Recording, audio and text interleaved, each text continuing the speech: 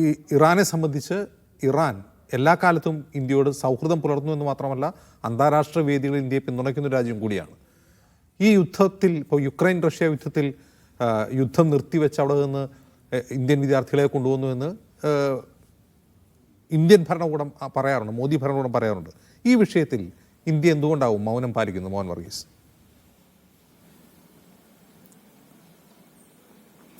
ഈ വിഷയത്തിൽ തന്ത്രപരമായ മൗനം ഇന്ത്യ പാലിക്കുന്നു. കാരണം ഉക്രൈൻ വിഷയത്തിലും റഷ്യ ഉക്രൈൻ വിഷയത്തിലും ഏതാണ്ട് ഇതേ രീതിയിലുള്ള നിലപാടാണ് ഇന്ത്യ എടുത്തതെന്ന് ഓർക്കണം. കാരണം ഒന്ന്, ഇന്ത്യക്ക് ഒരുപോലെ വേണ്ടപ്പെട്ട രാജ്യങ്ങളാണ് റഷ്യയും ഉക്രൈനും. അത് മാത്രമല്ല, ഈ കൃത്യമായി പറഞ്ഞാൽ റഷ്യയാണ് കൂടുതലും ഇന്ത്യയോട് ചങ്ങാത്തം പാലിക്കുന്നത്. പക്ഷേ ഒരു ആഗോള വ്യവസ്ഥിതിയിൽ നിന്ന് നോക്കുമ്പോൾ ഉക്രൈനെയും തള്ളിക്കളയാനാവില്ല. അപ്പോൾ അതൊരു സമദൂരം പാലിക്കുന്നു. രണ്ട് രാജ്യങ്ങളുടെയും നേതാക്കളെ കൊണ്ട്, പ്രത്യേകിച്ച് വ്ളാഡിമിർ പുടിനെ കൊണ്ടും വൊളോദിമിർ സെലൻസ്കിയെ കൊണ്ടും ഇന്ത്യയെ പോലെയുള്ള ബ്രിക്സ് രാജ്യങ്ങൾ ഇടപെട്ടെങ്കിൽ മാത്രമേ റഷ്യ ഉക്രൈൻ പ്രശ്നം പരിഹരിക്കാനാവൂ എന്ന് പറയിച്ചു വെച്ചു. അതൊരു നല്ല കാര്യം. ഇപ്പോൾ ഇടയ്ക്കിൽ പറയാം, ഇന്ത്യയുടെ ഗ്ലോബൽ സ്റ്റേച്ചർ അതുകൊണ്ട് ഉയരുന്നു എന്ന് പറയാം. പക്ഷെ തന്ത്രപരമായ വിട്ടുനിൽക്കൽ ഐക്യരാഷ്ട്ര സംഘടനയുടെ സെക്യൂരിറ്റി കൗൺസിൽ പ്രമേയം വന്നപ്പോൾ സ്ഥിരമല്ലാത്ത ഒരംഗം അന്നായിരുന്നു ഇന്ത്യ, അന്നേരം വിട്ടുനിന്നു. അതുപോലെ ജനറൽ അസംബ്ലി പ്രമേയം ചർച്ചയ്ക്ക് വന്നപ്പോഴും വിട്ടുനിന്നു. ഏതാണ്ട് സമാനമായ സാഹചര്യമാണ് ഇസ്രയേൽ ഇറാൻ വിഷയത്തിലും ഇന്ത്യ അഡോപ്റ്റ് ചെയ്യുന്നത്.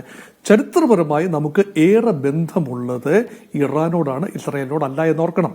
ഒന്ന്, ഒരു സിവിലൈസേഷണൽ ഒരു കണ്ടിന്യൂറ്റി ഉണ്ട്. ഇന്ത്യക്ക് ഇറാനിയൻ ഒരു സിവിലൈസേഷനുമായി ചരിത്രപരമായ ബന്ധമുണ്ട്. പിന്നെ ആ ഒരു ജിയോഗ്രാഫിക്കൽ കണ്ടിന്യൂറ്റി തന്നെയാണ് അതിനുള്ള കാരണം.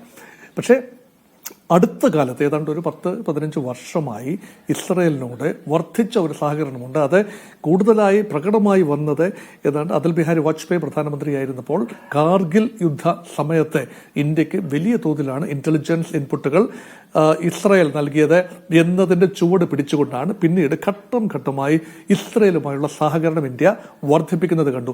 അതേ സമയത്ത് തന്നെ ഇറാനെ ഭാരതം കണ്ടത് ഒരു ഒരു പാകിസ്ഥാനെ സാൻഡ്വിച്ച് ചെയ്യാൻ കഴിയുന്ന ഒരു ശക്തി എന്ന നിലയിലാണ്. അതൊരു ജിയോ സ്ട്രാറ്റജിക് കൺസിഡറേഷൻ ഉണ്ട്. അത് മാത്രമല്ല, സെൻട്രൽ ഏഷ്യയിലേക്കുള്ള എണ്ണ പ്രകൃതിവാതക നിക്ഷേപം, നേരത്തെ ആഷിഖ് വാഫി അത് പറയുകയും ചെയ്തതാണ്.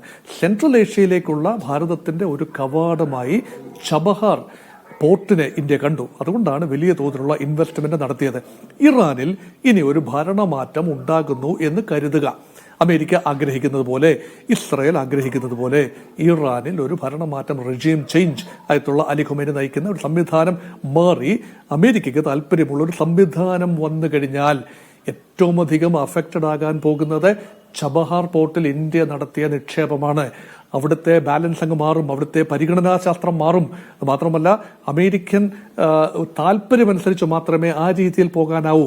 അതുകൊണ്ട് ജിയോ പൊളിറ്റിക്കൽ റിയാലിറ്റീസ് നമ്മൾ നോക്കുമ്പോൾ ഇറാൻ അത്രയധികം ദുർബലമാകണമെന്ന് ഈ അവസരത്തിൽ ഡൊണാൾഡ് ട്രംപ് അധികാരത്തിൽ വന്ന സമയത്ത് ഇന്ത്യ ഉദ്ദേശിച്ചതുപോലെ അല്ല പിന്നീട് കാര്യങ്ങൾ നീങ്ങിയത്. പ്രത്യേകിച്ചും കഴിഞ്ഞ ഏതാനും ആഴ്ചകൾക്കുള്ളിൽ ഇന്ത്യയുടെ പരിഗണനകൾ ചെറിയ തോതിൽ മാറുന്നത് സസൂക്ഷ്മം വീക്ഷിച്ചാൽ മനസ്സിലാകും. കാരണം ഓപ്പറേഷൻ സിന്ദൂർ വിശദീകരിക്കാനായി ഇന്ത്യയുടെ പ്രതിനിധികൾ അമേരിക്കയിൽ പോയതിനു ശേഷവും അമേരിക്കയുടെ ഭാഗത്തു നിന്ന് വന്ന പ്രസ്താവനകൾ, എന്തിന് കഴിഞ്ഞ ദിവസം ഡൊണാൾഡ് ട്രംപിന്റെ ഭാഗത്തു നിന്ന് വന്ന പ്രസ്താവന പോലും, നരേന്ദ്രമോദി ഡൊണാൾഡ് ട്രംപുമായി ഫോണിൽ സംസാരിച്ചതിന് ശേഷം വന്ന പ്രസ്താവന പോലും ഡിസ്കറേജിംഗ് ആണ്. ബൈലാറ്ററലിസം എന്ന ഇന്ത്യയുടെ പോളിസിക്ക് പുല്ല് വില പോലും കൽപ്പിക്കാത്ത രീതിയിൽ ഇത് ഞാനാണ്, അമേരിക്കയാണ്, ട്രംപാണ് പറയുന്നത്, ഞാൻ ഇടപെട്ടത് കൊണ്ടാണ് ഇന്ത്യ പാകിസ്ഥാൻ സഹകരണം ഉണ്ടായത്, വെടിനിർത്തൽ ഉണ്ടായത് എന്ന് പറയുമ്പോൾ ഇന്ത്യയുടെ നയതന്ത്ര നീക്കങ്ങൾക്ക് ചെറിയ തോതിൽ തിരിച്ചടി ലഭിച്ചതായി കാണാം. അതുകൊണ്ട് അമേരിക്കയുടെ പരിഗണന, പ്രത്യേകിച്ച് ഇറാനെ കൈകാര്യം ചെയ്യുന്ന വിഷയം വന്നപ്പോൾ അമേരിക്കയുടെ പരിഗണന മാറി. അത് ഇന്ത്യക്ക് വലിയ അലോസരമാണ്. അതുകൊണ്ടാണ് India is trying to woo Iran late. അതൊരു ഏറ്റവും ലേറ്റസ്റ്റ് ആയിട്ടുള്ള ട്രെൻഡായി ഞാൻ കാണുകയാണ്. അതുകൊണ്ട് ചൈനയുമായി കൂടുതൽ അടുക്കാൻ ഇന്ത്യക്ക് ബുദ്ധിമുട്ടുകൾ ഉണ്ടാകാം. ചൈനയും റഷ്യയും തന്നെയാണ് ഇറാനെ താങ്ങി നിർത്തുന്നത്. റഷ്യ തീർച്ചയായും ചരിത്രപരമായി എക്കാലത്തും ഇന്ത്യയുമായി വലിയ സൗഹൃദമുണ്ടായിരുന്ന ഒരു രാജ്യമാണ്. പല ആവർത്തി ഇന്ത്യയുടെ വിദേശകാര്യമന്ത്രി ജയശങ്കർ അത് സൂചിപ്പിക്കുകയും ചെയ്തു. അമേരിക്കയുമായി വലിയ രീതിയിലുള്ള ഹണിമൂണിലേക്ക് നീങ്ങുന്നു എന്ന് ചിന്തിച്ചപ്പോഴും, പലരും അങ്ങനെ നിരീക്ഷിച്ചപ്പോഴും റഷ്യയെ കൈവിടാൻ ഇന്ത്യ തയ്യാറായില്ല. ഒരിക്കൽ പോലും റഷ്യയെ കുറ്റപ്പെടുത്തിക്കൊണ്ട് ഉക്രൈൻ യുദ്ധ സമയത്ത് റഷ്യ എടുത്ത നിലപാടുകളെ കുറ്റപ്പെടുത്തിക്കൊണ്ട് ഇന്ത്യ സംസാരിച്ചിട്ടില്ല എന്ന് കൂടി ഓർക്കണം. അതുകൊണ്ട് ആത്യന്തികമായി ഇതെല്ലാം തന്നെ മുൻകൂട്ടി കാണാൻ ഇന്ത്യക്കും കഴിഞ്ഞിരുന്നു. അന്ധമായി ഇസ്രായേൽ അനുകൂലമോ അന്ധമായി ഇറാൻ വിരുദ്ധമോ ആയ നിലപാടല്ല ഇന്ത്യ എടുക്കുന്നത്.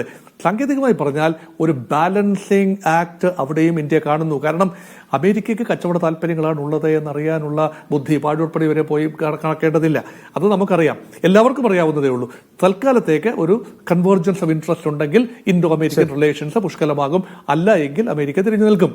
പക്ഷേ റഷ്യയുമായിട്ടുള്ള ബന്ധം അങ്ങനെയല്ല. ഇറാൻ